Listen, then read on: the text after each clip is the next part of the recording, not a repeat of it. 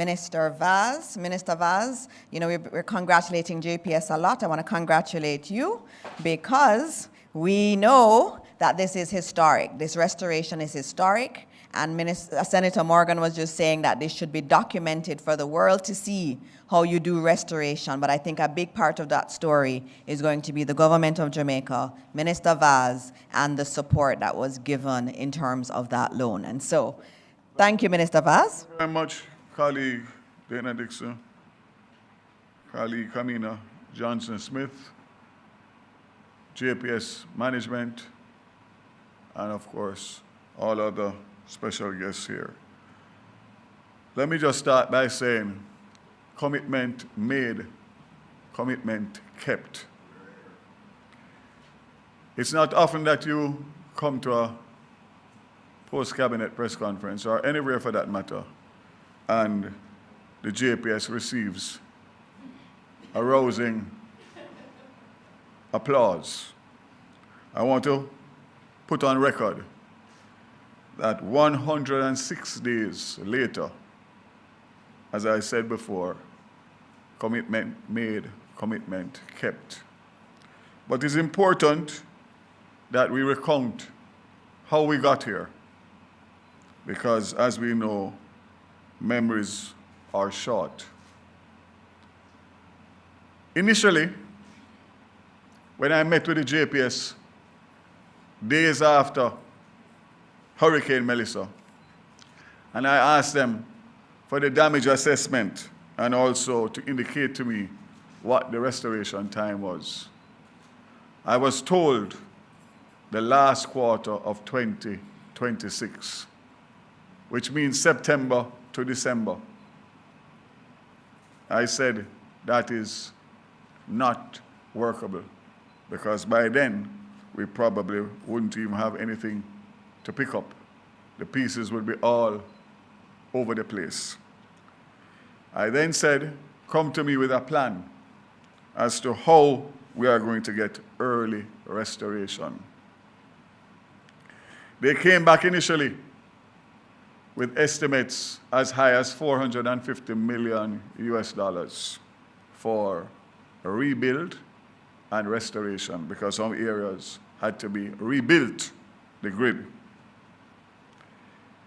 They narrowed that down because I asked them to give me a figure that would get us restoration by February, end of February. To full restoration was the words I used, save and except, obviously, for those areas that would not be ready to receive, and of course those areas that had more challenges than others. Let's fast track to the controversial $150 million loan that the government gave to JPS. That came out of a figure that was broken down specifically for restoration, meaning exactly what you see has taken place with the overseas linesmen and the equipment. And that was on the basis of a loan from the government that would make sure that we could get early restoration. But there were other challenges, because JPS was not in a position to raise funds because of the fact that they had a license that was on the verge of expiring, for which we had indicated that there would be a new license with new terms come July 2027. And we were now faced as a government with a situation where JPS could borrow the money, but they would need an extension of up to 10 years on the existing license. A commitment that I gave the people of Jamaica just a few months ago to say that a new license would be in place by 2027, July. We were able to separate the two issues. So the negotiation of a new license continues, separate and apart from the restoration, which in itself was a huge victory for the people of Jamaica. More importantly, when I went to Parliament and I spoke about the loan, I was taken to task by all, including the leader of the opposition, to say that the $150 million should not be released until we knew and the country knew where the balance of the approximately $250 million was going to come from. And it was a heated exchange, I recall it very well, where in essence, the positions of the government and the opposition differed, because we were prepared to move with the $150 million while JPS worked out exactly what would take place thereafter in terms of the continuation of the build-out of the grid. Let us say that the decision was a wise and diligent and effective decision, because the proof of the pudding is in the eating. And what JPS said, not me, what JPS said is that we are at 97.5%, and by the end of February, under 10,000 persons will have been not restored, for which we will work on those in the months of March and April.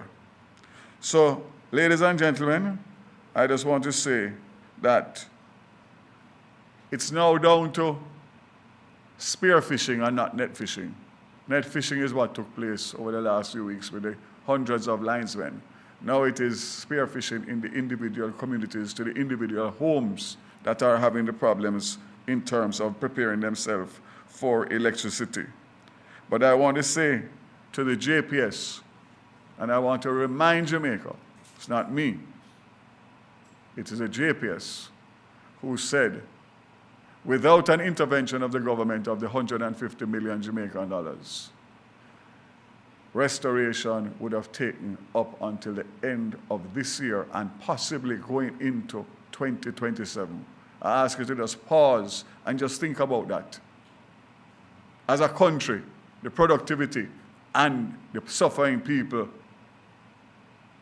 I want to make a commitment to say to those 10,000 persons, 17,000 as of today and 10,000 as of end of this month, that the government is going to stay on top of JPS. We're not leaving you. I'm not into percentages. The only percentage I'm into is 100%. So I know the anxiety, I know the frustration. Why me? Why my community? Everybody else have light, I don't have light. It's the luck of the draw. It's where the hurricane struck, and only that man upstairs can answer the questions as to why me. What I can say to you is that we are fully committed to stay and partner with the JPS to continue to make sure that the restoration is 100% in the shortest possible time. And I say to you, again, without fear of contradiction, that the difference between the position that this government took and a possible alternate government is the difference between having light at 97.5% today and 98 or 99% by the end of this month, and not having light until the end of 2026, 2027 early. So I know that we are rushed, so let me just get into the update of the telcos, etc. And to say over the past week we have transitioned from immediate emergency response into sustained infrastructure rebuilding, reconnecting communities, stabilizing telecommunication networks, and accelerating electrification support for households that were severely impacted. Many Jamaicans have now seen services restored. However, there are still pockets of the country that, especially in sections of the western region, where restoration requires extensive grid reconstruction, not just repair. We spoke about that already. So the Universal Service Fund, National Public Connectivity Restoration, branded Connect to Recovery, continues to drive restoration of public internet infrastructure damaged during the hurricane. The program targets the recovery of 419 public connectivity sites island-wide, including community Wi-Fi locations, public Wi-Fis. So far, out of a total of $863 million Jamaican dollars, 443 have already been committed, and the procurement activities remain active. Completion is on track for March 31st, of 2026.